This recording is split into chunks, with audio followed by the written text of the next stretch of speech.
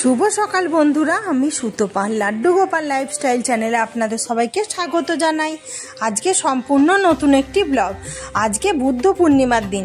তো বুদ্ধ পূর্ণিমার দিনে আমার গোপাল সোনা এবং রাধাকৃষ্ণের পূজাবিধি আমি কিভাবে করলাম সেটাই আমি এই ভিডিওর মাধ্যমে শেয়ার করলাম। বুদ্ধ পূর্ণিমায় রাধাকৃষ্ণ ও গোপাল সোনার পূজা একই দিনে পালন করা হয় আমাদের ধর্মে। বুদ্ধ পূর্ণিমা বৌদ্ধ ধর্মের একটি গুরুত্বপূর্ণ উৎসব, যেখানে ভগবান গৌতম বুদ্ধের জন্মদিন, নির্বাণ এবং বোধিলাভকে স্মরণ করা হয়। রাধাকৃষ্ণ এবং গোপাল পূজা হিন্দু ধর্মের অংশ। রাধাকৃষ্ণের পূজা বিশেষভাবে তাদের ভক্তি ও ভালোবাসার জন্য পরিচিত। এই দিনে রাধাকৃষ্ণ, গোপাল সোনা এবং লক্ষ্মীনারায়ণের পূজা বিশেষভাবে করা হয়। গৌতম বুদ্ধ যেহেতু ভগবান বিষ্ণুর অবতার, তাই এই দিনে ভগবান বিষ্ণুর বিভিন্ন রূপের পূজা করা হয়। তো আপনারা যেখান থেকে দেখছেন আমার পূজা, তো যদি নতুন বন্ধু হয়ে থাকেন, তাহলে যদি কিছু দেখতে দেখতে ভালো লেগে থাকে, তাহলে আমার চ্যানেলটি সাবস্ক্রাইব করে আমার পাশে বন্ধু হয়ে থাকবেন। আর আমার যেই বন্ধুরা রোজের পূজা দেখেন, তাদেরকে অসংখ্য অসংখ্য ধন্যবাদ আমার পাশে এভাবেই বন্ধু হয়ে থাকার জন্য। আর প্রচুর প্রচুর বন্ধুর মাঝে শেয়ার করার অনুরোধ রইল আপনাদের কাছে। আর আপনাদের লাইক করবেন আর কমেন্ট করবেন। অবশ্যই লিখে জানাবেন যে বুদ্ধ পূর্ণিমার দিনে আমার গোপাল সোনা এবং রাধাকৃষ্ণের পূজাবিধি কেমন লাগলো। তো চলুন আমি সরাসরি পূজায় চলে যাই। আমি প্রথমেই একটা মাটির পাত্রের মধ্যে পঞ্চামৃত বানিয়ে নিয়েছি। আর একটা পিতলের ঘটির মধ্যে আমি শুদ্ধ জলের সঙ্গে সব কিছু দিয়ে, গোলাপ জল, অগরু, চন্দন, ফুলের পাপড়ি সব কিছু দিয়ে একটি শুদ্ধ জলও আমি তৈরি করে নিয়েছি। এরপরে আমি আজকে গোপাল সোনার স্নানাভিষেক দেখাবো। রাধাকৃষ্ণের স্নানাভিষেক আমি প্রত্যেক দিন করাই না। আমি যে জারদৌসি ড্রেসটা পরিয়ে রাখি, ওই বছরে দুবার কি তিনবার আমি চেঞ্জ করি, সবসময় আমি চেঞ্জ করি না। তো একটি গোপাল সোনাকে স্নান করাবো বলে অষ্টদল কমল আমি এঁকে নিলাম। আর ওর মধ্যে একটু তুলসী পত্র দিয়ে দিলাম, দিয়ে গোপাল সোনাকে ওর মধ্যে বসিয়ে দেবো। কত কিউট লাগছে গোপু সোনাকে, দেখুন। এরপর আমি সুন্দর করে পঞ্চামৃত দিয়ে গোপু সোনাকে আজকে স্নান করিয়ে দিচ্ছি। ইদং পঞ্চামৃত স্নানিয়ম শ্রী শ্রী গোপালায় নমো নমঃ, এই বলে আমি সুন্দর করে পঞ্চামৃত দিয়ে স্নান করিয়ে দিলাম। এরপর যে জলটি আমি প্রস্তুত করে রেখেছিলাম, সেই জলটি দিয়ে আমি স্নান করিয়ে নিচ্ছি। ওম যজ্ঞায় যজ্ঞেশ্বরায় যোগপতয়ে যোগ সম্ভায় গোবিন্দায় নমো নমঃ ইদং স্নানিয়ং। সুন্দর করে আমি শুদ্ধ জল দিয়ে গোপু সোনাকে স্নান করিয়ে দিলাম।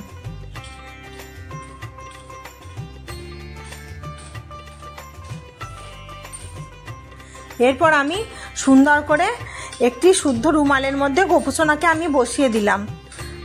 গোপু সোনাকে মুছিয়ে নিয়েছি রুমালটি দিয়ে। আর এরপর একটু আতর নিয়ে আমি গোপু সোনাকে সুন্দর করে গোটা গায়ে আমি মাখিয়ে দিচ্ছি। ইদং সুগন্ধিয়ম শ্রী শ্রী গোপালায় নমো নমঃ।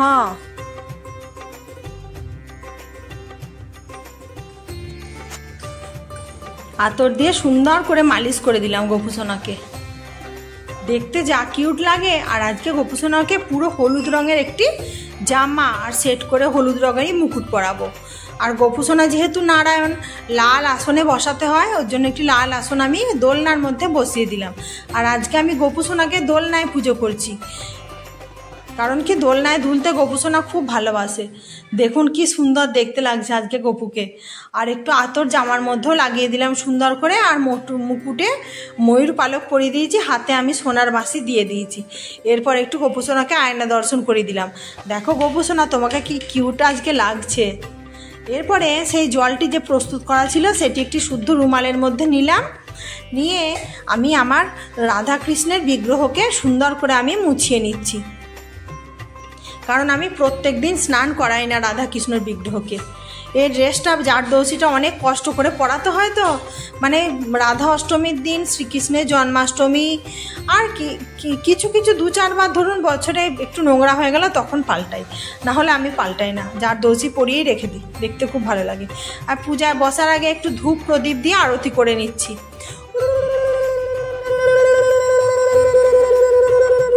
আর আজকে আমি আকাশ প্রদীপ ধরিয়েছি, কারণ কি এটা যখন জ্বালানো হয় এরপরে পাখা চালিয়ে রাখলেও কি সুন্দর থাকে। আর আমি আজকে গাছ থেকে এতগুলি ফুল আমি সুন্দর করে তুললাম, আর একটু বাজার থেকে মালাও কিনে নিয়ে এলাম। রাধা কৃষ্ণর জন্যে একটি বড় রজনীগন্ধা ফুলের মালা নিয়ে এলাম। আর আমার গোপু সোনা, কামধেনু, ছোট ছোট যে বেলি ফুলের যে মালাগুলি হয় সেগুলি কিনে নিয়ে এসেছি। কারণ কি বেলি ফুলের গাছটা আমার এখনও বেলি ফুল ফোটেনি, আমাকে নিজে থেকে কিনেই আনতে হচ্ছে। আর গোপু সোনা যেহেতু ছোট, বড় মালা গোপু সোনার থাকবে না। আর শ্রীকৃষ্ণের জন্য একটি সুন্দর করে গোলাপ ফুল আনলাম, আর একটু হলুদ ফুল নিলাম। হলুদ ফুল, গোলাপ ফুল, রজনীগন্ধা, বেলি ফুল, মানে সব রকমই নিয়েছি সুন্দর করে। একটু জবা ফুলও নিয়েছি, দেখতে খুব ভালো লাগে। আর আমার গাছে কিছু অপরাজিতা ফুল ফুটেছিল, সেগুলো একটু নিলাম। আর তুলসী দল একটু করে নিয়ে নিলাম সুন্দর করে। এরপরে একটি পদ্ম ফুল নিয়েছি, লাল পদ্ম। সুন্দর করে আমি পদ্ম ফুলটাকে পাপড়িগুলো মেলে দিয়েছি, ভালো লাগছে না দেখতে। এরপর গোপু সোনার ফুলের উপরে আমি ফুলগুলিকে শুদ্ধিকরণ করে নিচ্ছি। প্রথমে একটু গঙ্গা জল দিলাম, আর আমি একটু অগরু আর কর্পূরের গুঁড়ো আগে থেকে দিয়ে দিয়েছি। আর এরপরে একটু চন্দন দিচ্ছি, দিয়ে ফুলগুলিকে এরকমভাবে শুদ্ধিকরণ করে নিতে হয়। নম পুষ্পে পুষ্পে মহাপুষ্পে সুপুষ্পে পুষ্প সম্ভবে পুষ্প চয়বকীর্ণে হংফট স্বাহা, এই বলে ফুলগুলিকে সুন্দর করে শুদ্ধিকরণ করে নিতে হয়। এরপরে পূজায় বসার আগে নিজেকে আচমন করে নিতে হয়। হাতে একটু গঙ্গা জল নিলাম, নম বিষ্ণু নম বিষ্ণু নম বিষ্ণু। এরপর হাতে আরেকটু গঙ্গা জল নিয়ে হাতকে শুদ্ধ করে ধুয়ে হাত জোর করে নম অপবিত্র পবিত্র বা সর্বাবস্থাং গত বিভা যৎসরেত পুণ্ডরিকাক্ষং সবাহ্য অভ্যন্তর সূচি নম সূচি নম সূচি নম সূচি। এরপরে রাধাকৃষ্ণের উদ্দেশ্যে একটি মাল্য নিবেদন করলাম।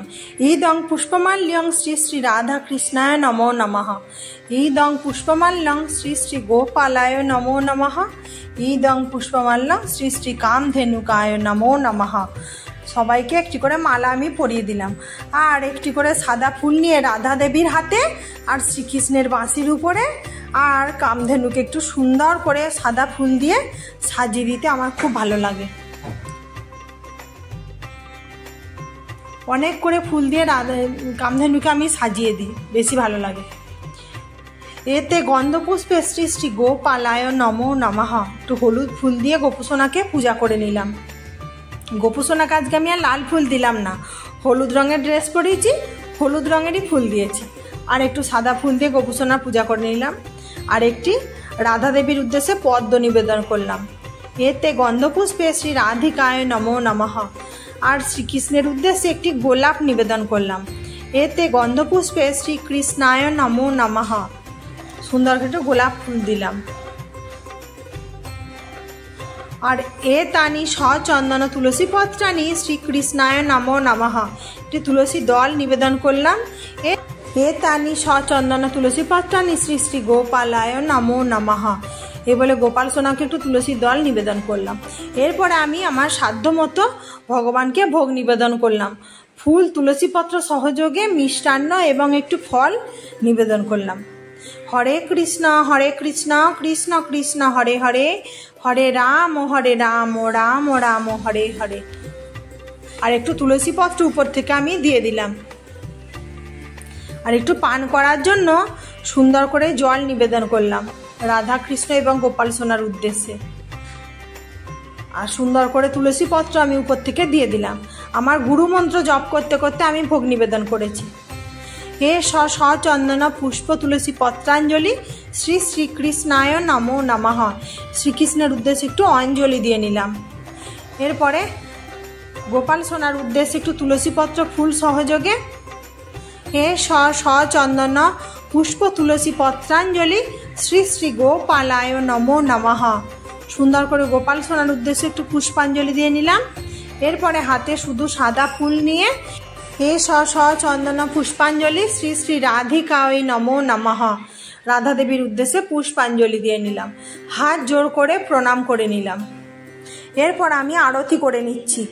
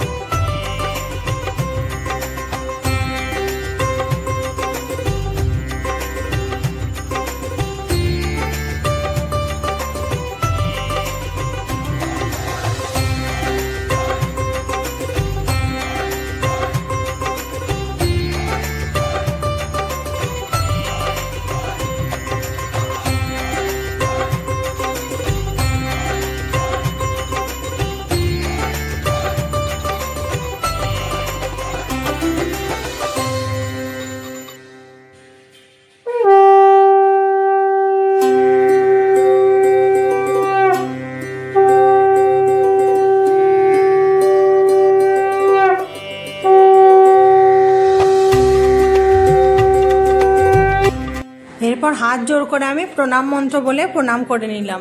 নীলোৎপলদল শ্যামং যশোদানন্দ নন্দনং গোপিকা হৃদয় নন্দং গোপালং প্রণম্মা মোচং গোপালায় নমঃ। হে কৃষ্ণ করুণা সিন্ধু দীনবন্ধু জগৎপতে গোপেশ গোপিকা কান্ত রাধা কান্ত নমস্তুতে। তপ্ত কাঞ্চন গৌরাঙ্গী রাধে বৃন্দাবনেশ্বরী বৃষভানুসুতে দেবী প্রণমামি হরিপ্রিয়ে রাধা কৃষ্ণায় নমঃ। এরপর আমি শ্রীকৃষ্ণের অষ্টোত্তর শতনাম বইটি প্রণাম করে আজকের দিনে পাঠ করে নিলাম। তো এই ছিল আমার গোপাল সোনা এবং রাধাকৃষ্ণের বুদ্ধ পূর্ণিমার দিনে পূজাবিধি। তো বন্ধুরা, আপনাদের কেমন লাগলো অবশ্যই কমেন্ট করে জানাবেন। আজকে যদি নতুন বন্ধুরা আমার পূজা দেখে থাকেন, আমার আরও ভালো ভালো ভিডিও পাওয়ার জন্য আমার চ্যানেলটি সাবস্ক্রাইব করে আমার পাশে বন্ধু হয়ে থাকবেন।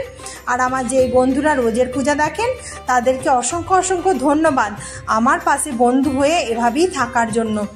আর লাইক করবেন আর কমেন্টে অবশ্যই লিখবেন আজকে পূজা পদ্ধতি কেমন লাগলো।